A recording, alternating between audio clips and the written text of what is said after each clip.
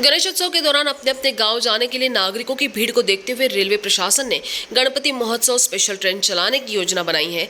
इसी के मद्देनजर रेल प्रशासन ने इस साल के गणेशोत्सव के दौरान 32 विशेष ट्रेन चलाने का फैसला किया है।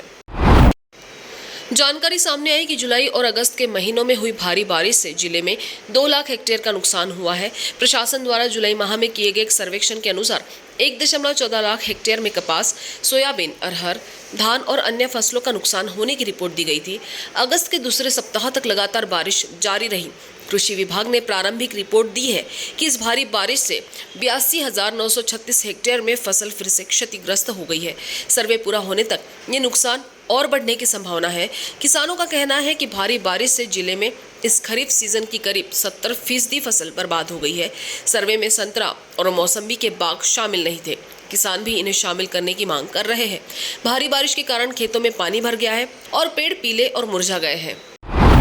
नागपुर में केंद्रीय मंत्री नितिन गडकरी ने कहा कि अटल बिहारी वाजपेयी, लाल कृष्ण आडवाणी, दीनदयाल उपाध्याय और कई अन्य कार्यकर्ताओं ने बहुत काम किया।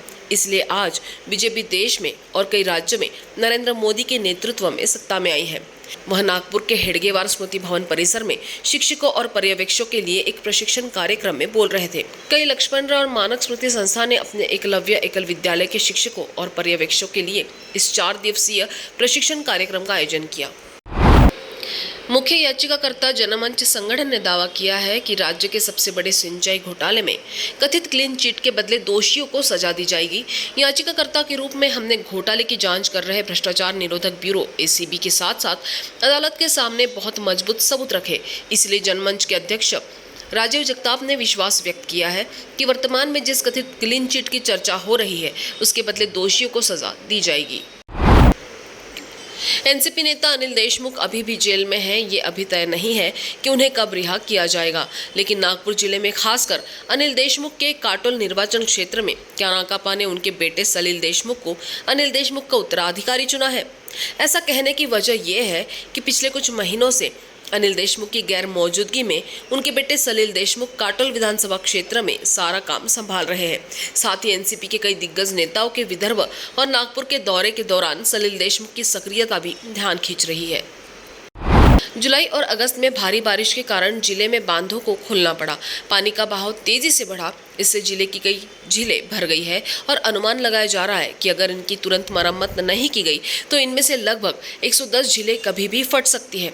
कुल 470 झीलों में से 137 झीलें भारी बारिश के कारण एक बड़ा खतरा बन गई है। जय महाकाली दस्तों ने हिवरी नगर में आयोजित महंगाईची हांडी को तोड़ा। बढ़ती महंगाई की ओर ध्यान आकर्षित करने के लिए इस दही हांडी का आयोजन हिरवी नगर में किया गया था। इसका आयोजन एनसीपी के नगर अध्यक्ष दुनेश्वर पेठे ने किया। इसमें विजेता की टीम को 2,22,222 रुपये का नगद पुरस्कार दिया गया। राज्य के 12 जिले में एक भी मेडिकल कॉलेज नहीं है। इसे देखते हुए मेडिकल बैठक बुलाई गई। इस बैठक में राज्य के 12 जिलों में नए मेडिकल कॉलेज स्थापित करने का निर्णय लिया गया। इन कॉलेजों को बनाने के लिए एशियन डेवलपमेंट की ओर से 4,000 करोड़ का कर्ज दिया जा रहा है। केंद्रीय स्वास्थ्य शिक्षा मंत्री गिरीश महाजन ने इस विषय में उप मुख्यमंत्री देवेंद्र फडणवीस के साथ बैठक की। आरपीएफ नागपुर को सांताक्रूज पुलिस स्टेशन मुंबई से सूचना मिली कि एक अपराधी 13 लाख रुपए चोरी करके ले गया है और वह गाड़ी क्रमांक 12859 गीतांजलि एक्सप्रेस से जा रहा है।